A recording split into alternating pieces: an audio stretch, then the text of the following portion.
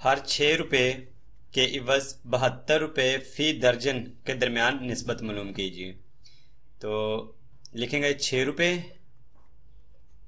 निस्बत मालूम करनी है इसलिए यहाँ पर निस्बत की लामत लगाएंगे और 72 रुपये फी दर्जन, 72 रुपये फी दर्जन। इसमें एंटीसीडेंट 6 रुपये है और कॉन्सिक्वेंट 72 रुपये फी दर्जन। एंटीसीडेंट का मतलब पहले आने वाला और कॉन्सिक्वेंट का मतलब बाद में आने वाला। तो इसको लिखेंगे 6 रुपये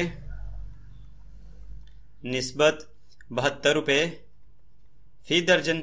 72 रुपये फी दर्जन का मतलब है 12 में से, यानी कि दर्जन 12 को कहते हैं, तो फी दर्जन का मतलब 12 में से 72 तकसीम 12 कर दिया इसको।